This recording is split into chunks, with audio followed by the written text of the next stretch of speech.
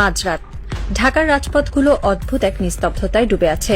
ল্যাম্পপোস্টের হলুদ আলোয় মাঝে মাঝে দু একটি পুলিশের টহল গাড়ি সাইরেন বাজিয়ে ছুটে যায়, কিন্তু সেই শব্দ যেন কোনো গভীর ষড়যন্ত্রের ফিসফিসানিতে ঢাকতে পারে না। এই শহরের কোনো এক অভিজাত এলাকায় শীতাতপ নিয়ন্ত্রিত কাচের দেয়ালের ওপাশে বসে কিছু মানুষ ছক কষছে। তারা কেউ ক্যামেরার সামনে আসে না, কেউ তাদের চেনে না, কিন্তু তাদের হাতের ইশারায় একটি রাষ্ট্রের ভাগ্য নির্ধারিত হয়। তারা হলো সেই ডিপ স্টেট, অদৃশ্য রাষ্ট্রযন্ত্র। আর এই যন্ত্রের রিমোট কন্ট্রোল যাদের হাতে, তারা সীমানার ওপারে বসে মুচকি হাসে। রাজনীতি কোনো সরল রেখায় চলে না। এটি এমন এক দাবা খেলা যেখানে বীরেরা কখনো জানতে পারে না যে তারা কেবলই বলি হওয়ার জন্য জন্ম নিয়েছে। বাংলাদেশের রাজনীতির ক্ষেত্রে এই দাবার বোর্ডটি নিয়ন্ত্রিত হয়ে আসছে বহু দশক ধরে, বিশেষ করে সেই 1971 সালের পর থেকে। তবে এর চূড়ান্ত রূপরেখা বাস্তবায়িত হতে শুরু করে এরশাদ আমল থেকে। একটি মাস্টার প্ল্যান যাতে দেশটিতে এমন এক ধরনের লিমিটেড ডেমোক্রেসি বা নিয়ন্ত্রিত গণতন্ত্র বজায় থাকে, যার ভেতর দিয়ে খুব সন্তর্পণে বিদেশি প্রভাব, বিশেষ করে ভারতের প্রভাব বিস্তার করা যায়। বলা হয়ে থাকে, তুমি যদি তোমার প্রতিবেশীকে খুশি রাখতে না পারো তবে তোমার ধ্বংস অনিবার্য। এই একটি মন্ত্র বাংলাদেশের রাজনীতিতে গেঁথে দেওয়া হয়েছে অত্যন্ত সুনিপুণভাবে। তুমি ভারত বিরোধী, তাহলে তোমার রাজনৈতিক ক্যারিয়ারের সমাপ্তি এখানে। আর এই প্রভাব বিস্তারের মাধ্যমগুলো শুধু রাজনৈতিক চাপে সীমাবদ্ধ থাকেনি। দিনের পর দিন, বছরের পর বছর ধরে টাকা, নারী, গাড়ি বাড়ি কিংবা হানি ট্র্যাপের মতো ব্ল্যাকমেইলিং টুলস ব্যবহার করে দেশের শীর্ষস্থানীয় রাজনীতিকদের কিনে নেওয়া হয়েছে। তারা এমন একটি সংসদ চায়, এমন একটি সরকার চায় যারা হবে পুরোপুরি নির্ভরশীল, এমন এক পুতুল সরকার যাদের সুতো বাঁধা থাকবে দিল্লির সাউথ ব্লকে। আর এই সিস্টেমের বিরুদ্ধে যেই দাঁড়াতে চেয়েছে তাকেই সরিয়ে দেওয়া হয়েছে। হাদি ছিলেন সেই অল্প কয়েকজন মানুষের একজন যিনি এই অদৃশ্য সিস্টেমের চোখে চোখ রাখার দুঃসাহস দেখিয়েছিলেন। তিনি বিশ্বাস করতেন পরিবর্তন সম্ভব। তিনি এমন কিছু সত্য জনসম্মুখে এনেছিলেন যা সিস্টেমের ভিত্তিমূলে কাঁপন ধরিয়ে দিয়েছিল। কিন্তু হাদি জানতেন না যে সংসদে তিনি যাওয়ার স্বপ্ন দেখছিলেন সেখানে তার মতো মানুষের জন্য কোনো প্রবেশদ্বার রাখা হয়নি। বাংলাদেশের সংসদ সাধারণ মানুষের প্রতিনিধিত্ব করার জন্য তৈরি হয়নি, এটি তৈরি হয়েছে এক বিশেষ অভিজাত শ্রেণীর স্বার্থ রক্ষার জন্য। হাদি চ্যালেঞ্জ করেছিলেন সেই এস্টাবলিশমেন্টকে, আর এর পরিণতি মৃত্যু। কেন হাদিকে মরতে হলো? কারণ তিনি এমন এক ভাষায় কথা বলছিলেন যা ডিপ স্টেটের জন্য অস্বস্তিকর ছিল। তাকে থামানো জরুরি হয়ে পড়েছিল। নির্বাচন বা আইনি প্রক্রিয়া তাকে আটকানো কঠিন ছিল বলেই তাকে চিরতরে সরিয়ে দেওয়া হয়। হাদির মৃত্যু কোনো সাধারণ দুর্ঘটনা ছিল না, এটি ছিল সিস্টেমের পক্ষে একটি স্পষ্ট বার্তা। আমাদের ছকে যে আসবে না তার কোনো অস্তিত্ব থাকবে না। রক্তে রঞ্জিত হয়েছিল রাজপথ। জুলাই মাসে সেই উত্তাল দিনগুলোতে মানুষ স্বপ্ন দেখেছিল এক নতুন বাংলাদেশের। তারা ভেবেছিল এবার হয়তো সংসদে এমন মানুষেরা যাবে যারা সত্যি সাধারণ মানুষের কথা বলবে, যারা ঋণ খেলাপি নয়, যাদের দ্বৈত নাগরিকত্ব নেই, যাদের কোনো ক্রিমিনাল রেকর্ড নেই। ডক্টর ইউনূসের সরকার ক্ষমতায় আসার পর মানুষের প্রত্যাশা ছিল আকাশচুম্বী, কিন্তু ফলাফল কি হলো? সংসদে যখন নতুন মুখগুলোর দিকে মানুষ তাকালো, তারা শিউরে উঠল। ঘুরে ফিরে সেই একই মুখ। 85 জন এমন এমপি যারা আগেই সংসদে ছিলেন, সেই পুরনো ঋণ খেলাপি, সেই পুরনো দুর্নীতিবাজরাই এবার নতুন পোশাকে হাজির। কেন এমন হলো? এত রক্তের, এত ত্যাগের পর কেন একই ফলাফল? এর উত্তর লুকিয়ে আছে আমাদের সিলেকশন সিস্টেমে। সংসদ সদস্য নির্বাচনের যে পদ্ধতি, তা এমনভাবে ডিজাইন করা হয়েছে যেন কোনো সাধারণ বা সৎ মানুষের ভিতরে ঢুকতেই না পারে। এই সিস্টেম পরিবর্তন করতে দেওয়া হয়নি, কারণ সিস্টেম পরিবর্তন করলে হাদির মতো সৎ এবং আপোষহীন মানুষরা সংসদে ঢুকে পড়ত, আর তা ডিপ স্টেটের জন্য সবচেয়ে বড় বিপদ হতো।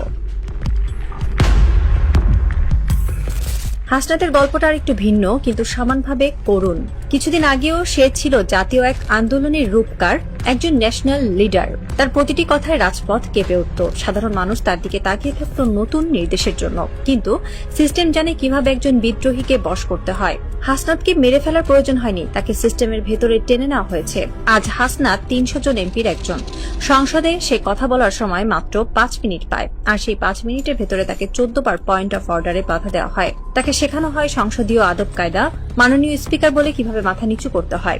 যে হাসনাত পুরো দেশের কথা ভাবত, তাকে এখন কুমিল্লায় তার নির্বাচনী এলাকার ছোটখাটো উন্নয়নমূলক কাজে ব্যস্ত রাখা হয়েছে। তাকে প্রচুর ফান্ড দেওয়া হয়েছে যেন সে এই রাস্তাঘাট আর টেন্ডারের হিসাব মেলাতেই ব্যস্ত থাকে। তাকে লোকাল পলিটিক্সে এমনভাবে বেঁধে ফেলা হয়েছে যেন জাতীয় ইস্যু নিয়ে ভাবার কোনো ফুসরতি সে না পায়। বিদ্রোহীকে কিনে নেওয়া হয়নি, তাকে সিস্টেমের ফ্রেমে আটকে ফেলা হয়েছে। অনেকেই বলেন আমাদের নির্বাচন কমিশন ঠিক নেই, কিন্তু আসলে কি শুধু নির্বাচন কমিশনের দোষ? নির্বাচন কমিশন চাইলেও কি কিছু করতে পারত?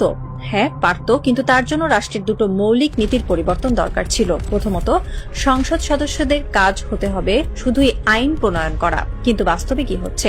একজন এমপি স্থানীয় সব কমিটির প্রধান, স্কুল কলেজ রাস্তাঘাট টেন্ডার সবকিছু নিয়ন্ত্রণ তার হাতে।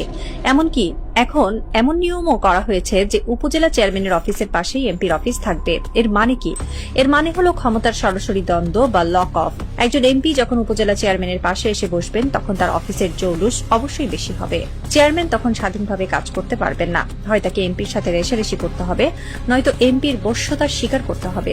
এমপিকে আমরা আইন প্রণেতা না বানিয়ে একজন সুপার উপজেলা চেয়ারম্যান বানিয়ে ফেলেছি। যতদিন এই সিস্টেম থাকবে ততদিন আপনি আমেরিকার নির্বাচন কমিশন এনে বসালেও এই দেশে কোনো কাজ হবে না। দ্বিতীয় যে জিনিসটি আমাদের ধ্বংস করছে তা হলো নির্বাচনের বাণিজ্যিকীকরণ। আমাদের দেশে নির্বাচন কোনো গণতান্ত্রিক প্রক্রিয়া নয়, এটি একটি হাই প্রোফাইল ইনভেস্টমেন্ট প্রজেক্ট। একজন প্রার্থী নির্বাচনে দাঁড়ান আর তার পেছনে কিছু অদৃশ্য স্পন্সর টাকা ঢালে। তারা কি বিনামূল্যে এই টাকা দেয়? না, এর পেছনে থাকে একটি সুনির্দিষ্ট উদ্দেশ্য, একটি লাভজনক রিটার্নের আশা। যতদিন পর্যন্ত নির্বাচন একটি অলাভজনক প্রক্রিয়ায় পরিণত না হবে ততদিন এই দুর্নীতি চলতেই থাকবে। কিভাবে এটি বন্ধ করা যেত? খুব সহজে। নির্বাচন কমিশন বলতে পারত কোনো প্রার্থী নিজের পোস্টার ছাপাতে পারবে না, প্রচারণা চালাতে পারবে না। নির্বাচন কমিশন 3টি নির্দিষ্ট জায়গায় 3 জন প্রার্থীর পোস্টার পাশাপাশি লাগিয়ে দেবে। কোনো প্রার্থীর মার্কা থাকবে না, শুধু ছবি, নাম আর যোগ্যতা লেখা থাকবে। মানুষ প্রার্থীর চেহারা এবং যোগ্যতা দেখে ভোট দেবে। 3 জন প্রার্থীকে একটি মঞ্চে বসিয়ে সরাসরি বিতর্কের আয়োজন করা যেত, যা টিভিতে লাইভ সম্প্রচারিত হতো। জনগণ দেখত কে কতটা যোগ্য। কিন্তু আমাদের নির্বাচন কমিশন কি সেটা করেছে? করেনি। কারণ এটা করলে এই বিশাল লাভজনক এন্টারপ্রাইজ, এই যে টাকার খেলা, সব বন্ধ হয়ে যেত। সবশেষে ফিরে আসি সেই অদৃশ্য শক্তির কাছে। এই যে সিস্টেম, এই যে বন্দোবস্ত, এগুলো কারা টিকিয়ে রাখছে? যখনই কেউ এই সিস্টেমের বিরুদ্ধে যায়, যখনই কেউ হাদি টাইপ হয়ে যায়, তাকে সরিয়ে দেওয়া হয়। যখন কোনো হাসনাত বিদ্রোহী হয়, তাকে সংসদে বসিয়ে লোকাল ফান্ডের জালে আটকে দেওয়া হয়। ভারত বা আন্তর্জাতিক ভূ রাজনীতির সাথে আমাদের লোকাল পলিটিক্সের এক অদ্ভুত নিখুঁত ব্লেন্ডিং তৈরি হয়েছে। তারা জানে সরকার যেই আসুক না কেন, সিস্টেম তাদের হাতেই থাকবে। কারণ সরকার বদলায়, কিন্তু অ্যালাইনমেন্ট বদলায় না। রাতের ঢাকা শহর এখনো নিশ্চুপ। সেই শীতাতপ নিয়ন্ত্রিত ঘরের ভেতরে সিগার আর দামি মদের ধোঁয়ার ভেতর দিয়ে আরেকটি মাস্টার প্ল্যান রচিত হচ্ছে।